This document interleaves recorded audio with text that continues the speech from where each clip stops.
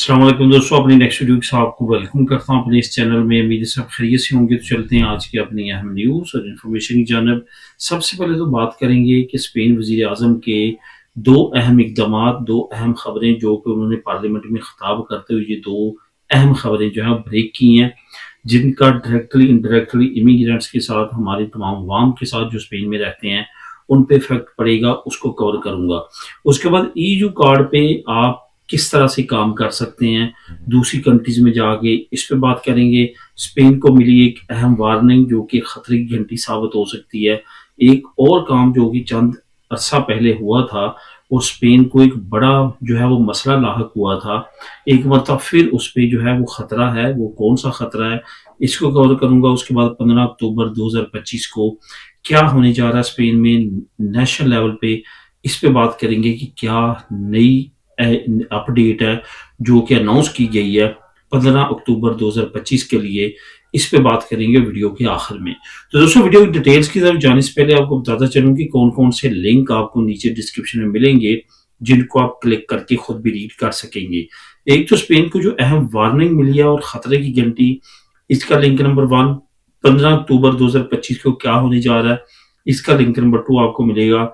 इन दोनों लिंक्स को आप खुद भी क्लिक करके रीड कर सकेंगे। इसके साथ साथ तमाम दोस्तों से गुजारिश है, लाजमी तौर पे चैनल को सब्सक्राइब करें ताकि मजीद ऐसी आने वाली वीडियो आप तक बर वक्त पहुंच सकें। तो दोस्तों, बात करते हैं सबसे पहले कि स्पेन वजीर आजम ने दो कौन से अहम इकदाम पे दो अहम खबरें जो हैं वो दी हैं, कौन से इकदाम किए हैं जिसके रिजल्ट आए हैं।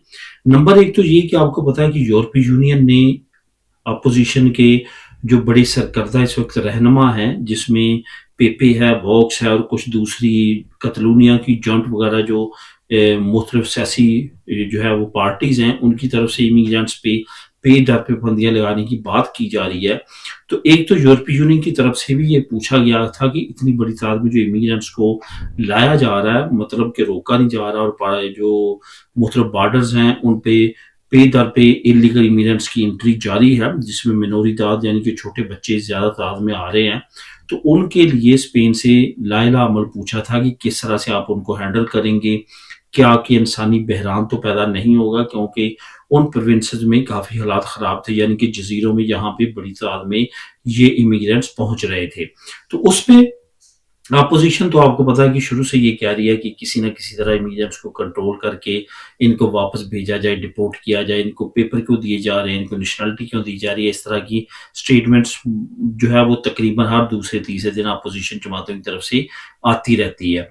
अभी जो प्राइम मिनिस्टर हैं स्पेन के, जो कि इमिग्रेंट्स के बहुत ज्यादा हक में है और उन्होंने बहुत अच्छे अच्छे कवानीन पास किए, नेशनलिटी बहुत आसान की, ये सारी चीजों के साथ साथ अभी उन्होंने दो नई स्टेटमेंट्स दी हैं। उन्होंने कहा कि जो इलीगल इमिग्रेंट्स की आमद है वो 22% तक जो है वो कम हो चुकी है, यानी कि यूरोपीय यूनियन को भी उन्होंने ये जवाब सबमिट करवा दिया और अपोजिशन लीडर्स को भी ये सबमिट करवा दिया है कि 22% जो है वो इमिग्रेंट्स की तादाद कम हो चुकी है और आने वाले वक्त में मजीद कम हो सकती है, क्योंकि ये एक वक्त था जिसमें बहुत ज्यादा जो है वो कोरोना के बाद इमिग्रेंट्स की आमद हुई, जो कि अब डिफरेंट कंट्रीज में अगर यूरोपीय यूनियन की देखा जाए तो काफी ज्यादा वहां पे कमी आई है। उसके साथ साथ स्पेन में भी काफी ज्यादा कमी देखने में आई है। इस वक्त जो है वो वजीर आज़म का ये भी कहना था कि स्पेन को जो यंग इमिग्रेंट्स हैं उनकी बहुत ज्यादा जरूरत है। उसकी बड़ी वजूहात में से एक वजह मैंने पहले भी एक वीडियो में बताया था कि जो विजन है 2030 और 2050 का स्पेन का, उसमें ये कहा गया है कि अगर हमने इस विजन पे काम ना किया, जिस विजन का मकसद ये है कि आने वाले फ्यूचर में ज्यादा से ज्यादा लोग काम करने वाले स्पेन में लाए जाएं, ताकि हमारा सहूलियत सोशल का जो निज़ाम है, यानी कि सहूलियत सोशल का, पारों का निज़ाम, पेंशन का निज़ाम, ये सारा चलता रहे। अदरवाइज बूढ़ों की तादाद इतनी ज्यादा हो जाएगी कि काम करने वाले कम होंगे और पेंशन लेने वाले ज्यादा होंगे, जिसकी वजह से यहाँ पे प्रॉब्लम होगी। उसकी बड़ी वजह यह है कि यहाँ का बर्थ रेट जो है वो डे बाई डे गिर रहा है, यानी कि लोग जो लोकल हैं वो बच्चे पैदा नहीं करना चाहते, और जिसकी वजह से आने वाले वक्त में सहूलियत सोशल का निज़ाम जो है वो खराब हो सकता है। अब इस स्टेटमेंट के बाद ये जो मैंने एक खबर आपको दी है, इसके साथ साथ जो सेकंड खबर प्राइम मिनिस्टर ने दी है वो ये दी है कि हम टोटली पाबंदी लगाने जा रहे हैं, गैर स्पेनिश और गैर यूरोपियन जो है वो प्रॉपर्टी नहीं खरीद सकेंगे। अब यहाँ पे आपको ये भी बताता चलूं कि गैर यूरोपियन से मुराद कोई भी बाहर से जो आएगा वो प्रॉपर्टी स्पेन में नहीं खरीद सकेगा। असल में ये रेंट और प्राइसेस को कंट्रोल करने के लिए किया जा रहा है। इसी तरह की कुछ इकदाम पुर्तगाल की तरफ से भी हुए हैं। तो यहाँ पे आपको बताता चलूं कि ये जो यूरोपियन लोग हैं वो भी तभी यहाँ पे बाई कर सकेंगे अगर यहाँ पे आके रहेंगे, परमानेंट तौर पे यहाँ पे रहेंगे। उनके कार्ड पे यहाँ का एड्रेस होगा स्पेन का, यानी कि किसी भी जगह हो सकता है लेकिन स्पेन का उनके कार्ड पे एड्रेस होगा, तभी वो यहाँ पे प्रॉपर्टी बाई कर सकेंगे। अदरवाइज वो यहाँ पे प्रॉपर्टी नहीं बाई कर सकेंगे, क्योंकि वो इन्वेस्टमेंट के पॉइंट ऑफ व्यू से बहुत बड़ी तादाद में दूसरी यूरोपियन कंट्री से लोग यहाँ पे आके प्रॉपर्टीज खरीद रहे थे। तो इस तरह से अब यहाँ पे बड़ी आसानी हो जाएगी और आने वाले वक्त में हो सकता है कि रेंट और प्रॉपर्टी की कीमतें जो हैं वो गिरे, कम हो, क्योंकि एयरबीएनबी और बुकिंग.com पे भी हुकूमत बंदी लगाने के बारे में सोच रही है। 2026 में अहम कवानीन वहां पे भी इंट्रोड्यूस करवाए जा सकते हैं। अब दोस्तों बात करते हैं कि ईयू कार्ड पर काम करने का क्या तरीकाकार है, किस तरह से आप ईयू कार्ड, जो कि कुछ लोग यूई कार्ड भी बोलते हैं, दोनों तरह ही इसका जवाब ठीक है, क्योंकि इंग्लिश में या स्पेनिश में अगर आप कहेंगे तो कार्ड सेम है। तो इस कार्ड पे अगर आप किसी और शेंजन स्टेट में जाते हैं और वहां पे जाके वहां पे आप इसको कन्वर्ट करवाते हैं तो उसका तरीकाकार क्या है।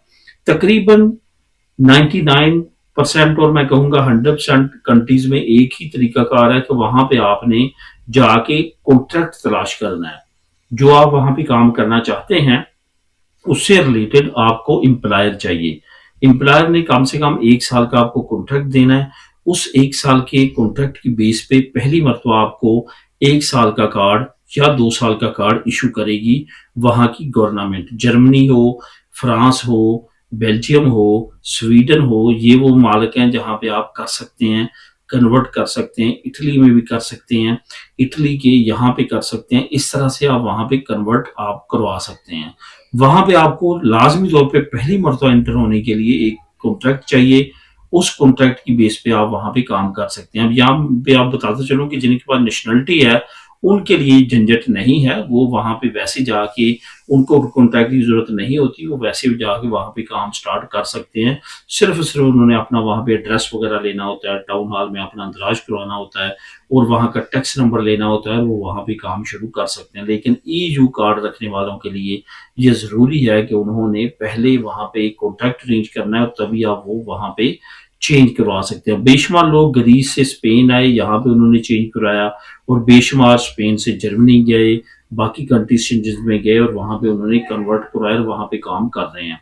अब दोस्तों बात करते हैं कि स्पेन को मिली एक अहम वार्निंग, खतरे की घंटी। इसका लिंक नंबर 1 आपको नीचे मिल भी जाएगा, आप इसको क्लिक करके खुद भी रीड कर सकेंगे। असल में ये वार्निंग क्या है, आपको पता होगा कि आज से तकरीबन 4 से 5 महीने पहले पूरे स्पेन में और पुर्तगाल के काफी हिस्सों में यकदम बिजली बंद हो गई थी।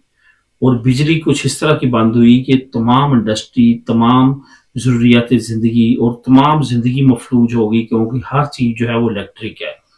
इवन के बैंकों का कार्ड का निज़ाम जो है वो सारा वो पेमेंट नहीं हो सकती थी और बहुत सारे मसले मसाइल बने। इलेक्ट्रिक जो है वो शॉर्टेज की वजह से बहुत जो है वो शॉर्टफॉल आया, जिसकी वजह से बिजली जो है बंद रही और उसके बाद 2 से 3 घंटे तक जो है वो मरहला बार और कुछ एरिया में 6-6 घंटे 10-10 घंटे बाद भी जो है वो बिजली रिकवर हो सकी। इस तरह की वार्निंग एक मरतबा स्पेन को दोबारा मिल चुकी है। आज से चंद दिन पहले कुछ एरिया में बिजली बार बार बंद हुई है, वो इस चीज की निशानदेही कर रही थी कि लोड दोबारा बढ़ रहा है और दोबारा से ये हालात पैदा हो सकते हैं। और हुकूमत को वार्निंग जारी कर दी गई है कि आने वाले वक्त में लोड शेडिंग का इस तरह का मरहला दोबारा आ सकता है, जिसकी एहतियाती तदाबीर करने की जरूरत है, जो कि मुख्तलिफ जो कंट्रोल यूनिट्स हैं उनको मजीद जो है वो पावरफुल करने की जरूरत है। अब देखते हैं हुकूमत इस पर क्या करती है, मेंटली तौर पर इसके लिए तैयार रहने की जरूरत है। अब दोस्तों बात करते हैं कि 15 अक्टूबर 2025 को नेशनल लेवल पे हुकूमत क्या करने जा रही है। असल में हुकूमत बैक फुट पे है। आगे जो है वो तमाम यूनियंस हैं, यूनियंस, लेबर यूनियन, वर्कर जो यूनियंस हैं जो कि मुख्तलिफ शुबा हयात से तल्लक रखती हैं, उनकी तरफ से अनाउंसमेंट की गई है फ़लस्तीन के लिए जो नेशनल लेवल पे क्रैकडाउन, जो बड़ी लेवल की हड़ताल है, वो 15 अक्टूबर 2025 को अनाउंस कर दी गई है, जो कि एक बड़े लेवल पे होगी, जो कि बनता है बुध का दिन, और बुध के दिन जो है वो तमाम चीज़ें जो है वो मामूलात ज़िंदगी जो है वो बंद करने के लिए, हड़ताल करने के लिए इन यूनियंस ने जो है वो ऐलान कर दिया है। इसका लिंक नंबर 2 आपको नीचे मिल जाएगा, आप क्लिक करके खुद भी रीड कर सकेंगे। मिलेंगे नेक्स्ट वीडियो में नई अपडेट्स के साथ। अल्लाह हाफिज़।